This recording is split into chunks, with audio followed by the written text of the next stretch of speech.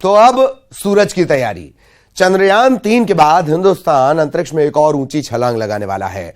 इसरो ने यह ऐलान किया, यह घोषणा की है कि इसी साल 2 सितंबर को सौर मिशन शुरू होने जा रहा है। 2 सितंबर को श्रीहरिकोटा से आदित्य L1 लॉन्च किया जाएगा। आदित्य L1 को अपने मिशन तक पहुंचने में तकरीबन 120 दिन लगेंगे।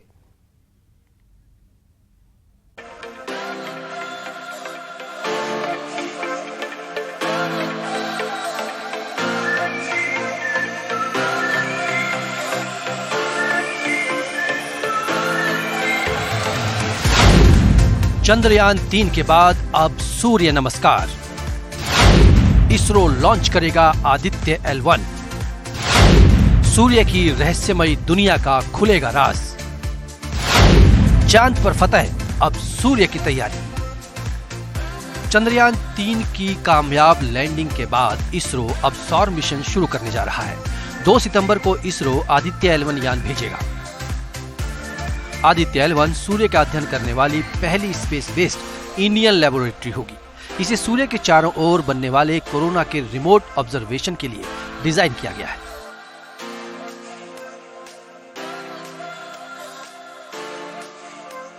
क्या करेगा आदित्य L1? सूर्य पृथ्वी के लैग्रेंजियन पॉइंट पर रहेगा आदित्य। सूर्य पर उठने वाले तूफानों को समझेगा। आइए जानते हैं मिशन आदित्य सूर्य के कितना नजदीक पहुंचेगा और इसे L1 पॉइंट तक पहुंचने में कितना समय लगेगा।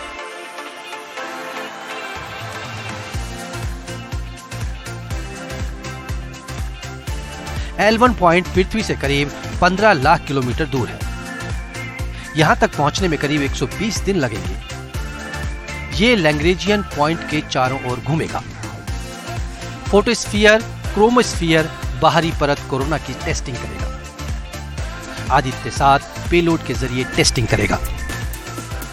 इस खास बिंदु L1 की विशेषता यह है कि यहाँ वेधशाला के संचालन के लिए ज्यादा ऊर्जा की जरूरत नहीं होगी। लैग्रेंज बिंदु L1 पर होने से आदित्य L1 के उपकरणों के पृथ्वी पर मौजूद टेलीस्कोप को जिन बाधाओं का सामना करना पड़ता है, उन मुसीबतों का सामना नहीं करना होगा। इतना ही नहीं, वेधशाला को पृथ्वी के घूर्णन के कारण दिन रात के चक्कर से भी मुक्ति मिलेगी। साथ ही ये वेधशाला सूर्य ग्रहण के प्रभाव से भी मुक्त रहेगी। इसरो के मुताबिक आदित्य L1 देश की संस्थाओं की भागीदारी से बनने वाला पूरी तरह स्वदेशी मिशन है। बेंगलुरु के इंडियन इंस्टीट्यूट ऑफ एस्ट्रोफिजिक्स यानी IIA visible emission line coronagraph ने इसके पेलोड बनाए हैं, जबकि inter university centre for astronomy and astrophysics Pune ने मिशन के लिए सोलर अल्ट्रावायलेट इमेजर पेलोड विकसित किया है। क्या करेंगे payloads? UV payload corona solar chromosphere की जांच करेगा। एक्सरे पेलोड सूर्य की लपटों की जांच करेगा। Particle detector magnetometer payload magnetic field की जानकारी देंगे। आदित्य यान को सूर्य और पृथ्वी के बीच हेलो ऑर्बिट में स्थापित किया जाएगा। इसरो का कहना है कि L1 पॉइंट के आसपास हेलो ऑर्बिट में रखा गया सैटेलाइट सूर्य को बिना किसी ग्रहण के लगातार देख सकता है। इससे रियल टाइम सोलर एक्टिविटीज और अंतरिक्ष के मौसम पर भी नजर रखी जा सकेगी। सूर्य और पृथ्वी के बीच की दूरी करीब 15 करोड़ किलोमीटर है। जहां आदित्य L1 को स्थापित किया जाएगा, वो लैग्रेंज बिंदु L1 पृथ्वी से करीब 15 लाख किलोमीटर दूर सूर्य और पृथ्वी के बीच स्थित है। Bureau report, news 18।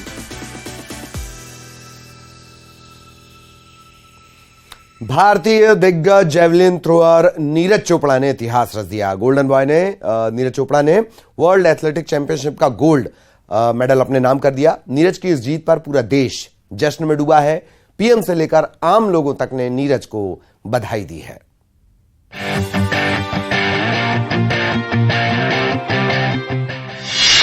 भाला बली का चूक निशाना। जैवलिन थ्रो में दुनिया ने नीरज का लोहा माना। सुनहरा हुआ भाला। भारत की झोली में नीरज ने गोल्ड डाला। खुशियां मनाइए, भारत ने रचा इतिहास। कमाल हो गया, धमाल हो गया। ऐसा भाला फेंका कि देश गर्व से माला माल हो गया। बीती रात जब आप सो रहे थे तो 7 समंदर पार भारत का लाल कमाल दिखा रहा था। ऐसे कमाल के अपने सामने किसी भी प्रतिद्वंदी को टिकने नहीं दिया। हंगरी के बुडापेस्ट में वर्ल्ड एथलेटिक्स चैंपियनशिप चल रहा था और जैवलिन थ्रो का फाइनल मुकाबला रात 11:45 पर शुरू हुआ। भारतीय दिग्गज जैवलिन थ्रोअर नीरज चोपड़ा ने इतिहास रच दिया। भारतीय ट्रैक एंड फील्ड के पोस्टर बॉय नीरज ने वर्ल्ड एथलेटिक्स चैंपियनशिप का गोल्ड मेडल अपने नाम कर लिया। नीरज चोपड़ा ने 88.17 मीटर भाला फेंककर गोल्ड पर कब्जा जमाया। भारत को गोल्ड मिलते ही देश में खुशी की लहर दौड़ पड़ी और पूरा देश जश्न में डूब गया। बधाइयों का तांता लग गया। भारतीय सेना से लेकर खेल मंत्री अनुराग ठाकुर तक ने बधाई दी और देशवासियों ने भी नीरज को बधाई दी। वर्ल्ड चैंपियनशिप थी और हमारे देश के इतिहास में ऐसा पहली बार हुआ है कि हमारा वर्ल्ड चैंपियनशिप में गोल्ड मेडल आया है। आप लोग कवरेज कर रहे हैं, रात के 1-1:15 बजे तक भी सारा गांव सारा देश जाग रहा है, तो माहौल तो आप जानते ही कैसा होगा। पूरा देश खुशियां मना रहा है। के लिए बिल्कुल गौरव का पल है। नीरज चोपड़ा जहां भी जाता था गोल्ड क्लिंच करता ही था। यही एक मेडल रहता था जिससे वो छूता था। आज वो भी काम कर दिया। आज उसके उस कैरियर की अचीवमेंट ये एक अच्छी अचीवमेंट होगी। आज भी आज बहुत खुशी है। बस हमारे नीरज भाई की उसमें करियर में बस इसी गोल्ड की कमी थी और आज उन्होंने ये गोल्ड जीत कर सारी कमी पूरी कर दी है। आज बहुत खुश हैं और आप देखिए ओलंपिक का 1 साल से भी कम रह गया। हम आज दावा करते हैं कि अगले ओलंपिक में भी नीरज गोल्ड जीतेगा पक्का। जीत इतनी भी आसान नहीं थी। सामने चिर प्रतिद्वंदी पाकिस्तान था। पाकिस्तानी थ्रोअर अरशद नदीम ने कड़ी चुनौती दी।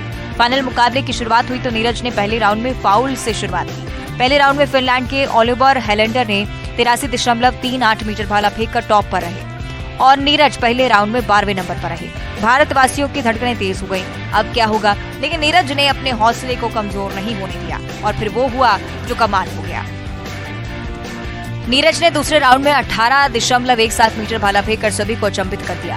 हालांकि पाकिस्तान के अरशद नदीम ने तीसरे राउंड में अपना बेस्ट स्ट्रोक किया और 87.82 मीटर भाला फेंककर नीरज को कड़ी चुनौती पेश की। लेकिन ये चुनौती पाकिस्तान को जीत नहीं दिला सकी। नीरज के 88.17 मीटर को कोई नहीं छू पाया। नीरज ने गोल्ड पर कब्जा जमा लिया। ये चैंपियनशिप 1983 से शुरू हुई थी। पहली दफा किसी भारतीय एथलीट ने इस चैंपियनशिप पे गोल्ड पर कब्जा किया। नीरज के गोल्डन सफर को भी जान लीजिए।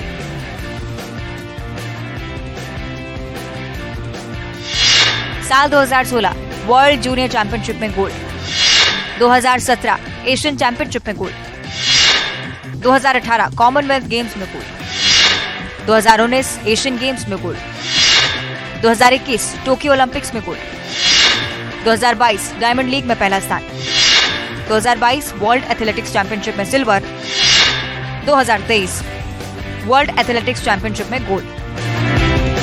ये आंकड़े बता रहे हैं कि नीरज का तोड़ इस दुनिया में इस समय कहीं नहीं है। ऐसे में अब नीरज की नजर पेरिस ओलंपिक्स पर है। नीरज ने वर्ल्ड एथलेटिक्स चैंपियनशिप के क्वालिफिकेशन राउंड में पेरिस ओलंपिक के लिए क्वालिफाई कर लिया है। वर्ल्ड एथलेटिक्स चैंपियनशिप में जीत के साथ उनके हौसले और भी बुलंद हो गए। Bureau report, news 18। इधर एमपी में चुनाव की तैयारियों के बीच हथियारों का कारोबार भी जारी है, लेकिन पुलिस अलर्ट है। हथियारों के जखीरे बरामद किए जा रहे हैं।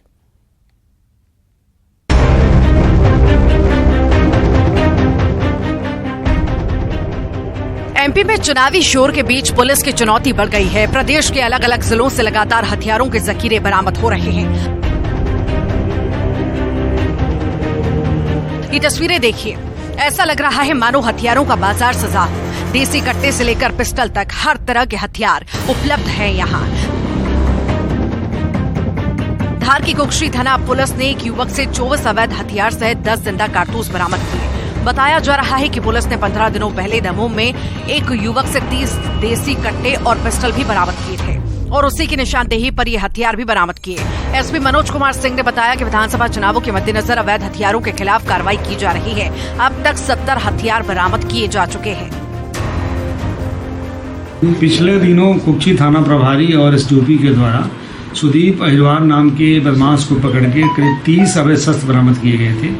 उसी के इनपुट के आधार पे हम लोगों ने गुलाब नाम के व्यक्ति की लगातार हमारी 15 दिनों से सर्विलांस चल रहा था। कल रात उसको पकड़ा गया और पकड़ने के बाद उसके कब्जे से करीब 24 हथियार जब्त किए गए हैं। प्रदेश से बरामद किए जा रहे हथियारों के तार खालिस्तानी आतंकियों तक से जुड़े हैं। इंदौर पुलिस की सिख लीडर राजेंद्र बरनाला और उसकी गैंग से पूछताछ में कई खुलासे हुए हैं। पुलिस को जानकारी मिली है कि ये गैंग कई राज्यों में हथियार सप्लाई करता था। ये गैंग महीने में 100 से ज्यादा हथियार बनाकर बेचता था।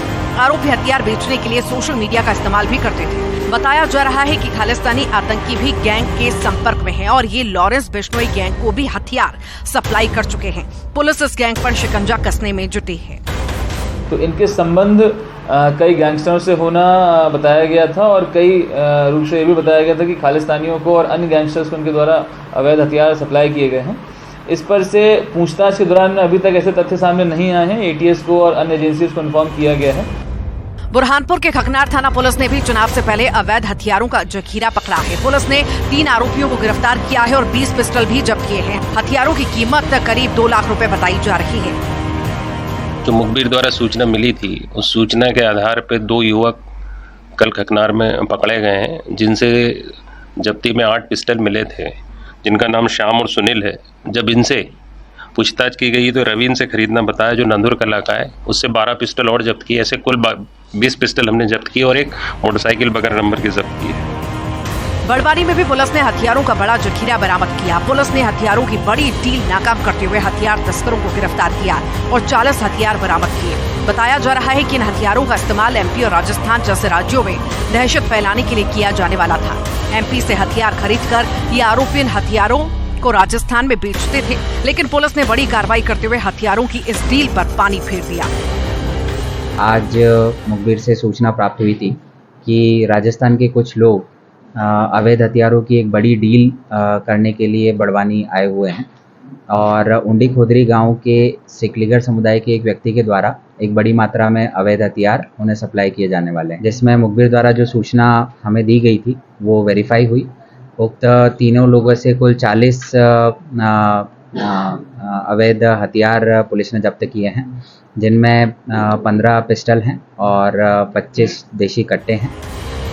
प्रदेश में चुनाव से पहले अवैध हथियारों की बारिश आ गई है। हथियारों के जखीरे बरामद किए जा रहे हैं, लेकिन पुलिस भी अलर्ट है और हथियारों के कारोबार पर शिकंजा कसने में जुटी है। Bureau report, news 18। प्रधानमंत्री नरेंद्र मोदी ने आज 8वें राष्ट्रीय रोजगार मेले के तहत 51,106 युवाओं को ज्वाइनिंग लेटर सौंपे। इस मौके पर पीएम मोदी ने वीडियो कॉन्फ्रेंसिंग के जरिए युवाओं को संबोधित किया। उन्होंने ज्वाइनिंग लेटर मिलने पर सबको बधाई दी। यह भी कहा कि भारत जल्द टॉप 3 अर्थव्यवस्थाओं में शामिल होगा। पीएम मोदी ने कहा कि देश के हर युवा का सपना है कि वो देश का प्रहरी बने। आप देश की सेवा के साथ साथ यहां के नागरिकों की रक्षा भी करेंगे। अर्थव्यवस्था के चक्र को संभालने की, सुरक्षा देने की जिम्मेदारी युवाओं की है, लिहाजा आप सभी आजादी के अमृतकाल के अमृत रक्षक हैं। पीएम ने यह भी कहा कि आज भारत दुनिया का दूसरा सबसे बड़ा मोबाइल फोन निर्माता देश है। भारत में बने फोन पूरी दुनिया में बिक रहे हैं। वो दिन दूर नहीं जब मोबाइल की तरह made in India laptop, tablet, computer समेत दूसरे गैजेट्स पूरी दुनिया के बाजार में बिकेंगे। महामारी के समय भारत के फार्मा इंडस्ट्री की बहुत सराहना की गई।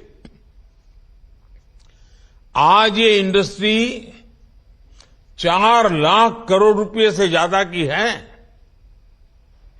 और कहा यह जा रहा है कि 2030 तक भारत की फार्मा इंडस्ट्री करीब 10 लाख करोड़ रुपए की हो जाएगी। अब ये फार्मा इंडस्ट्री आगे बढ़ेगी तो इसका क्या मतलब हुआ? इसका मतलब ये हुआ कि इस दशक में फार्मा इंडस्ट्री को आज की तुलना में कई गुना ज्यादा युवाओं की जरूरत पड़ेगी। इधर छत्तीसगढ़ बीजेपी घोषणा पत्र समिति के समन्वयक और दुर्ग सांसद विजय बघेल इन दिनों बिलासपुर संभाग के दौरे पर हैं। लगातार लोगों से मिल रहे हैं, बातचीत कर रहे हैं। भिलाई पहुंचने पर न्यूज 18 ने विजय बघेल से एक्सक्लूसिव बातचीत की। इसमें उन्होंने ईडी से सीडी तक के मामलों पर बातचीत की। बीजेपी घोषणा पत्र समिति के संयोजक और दुर्ग के सांसद विजय बघेल लगातार दौरा कर रहे हैं और अपना घोषणा पत्र तैयार करवा रहे हैं। अभी दौरा करके वे वापस लौटे, उनसे बातचीत करेंगे। दोहरी जिम्मेदारी हो गई आपकी, तो घोषणा पत्र समिति के समन्वयक भी हैं और दूसरा अभी पाटन से प्रत्याशी भी बनाए गए कि कैसे मुद्दे होंगे इसमें?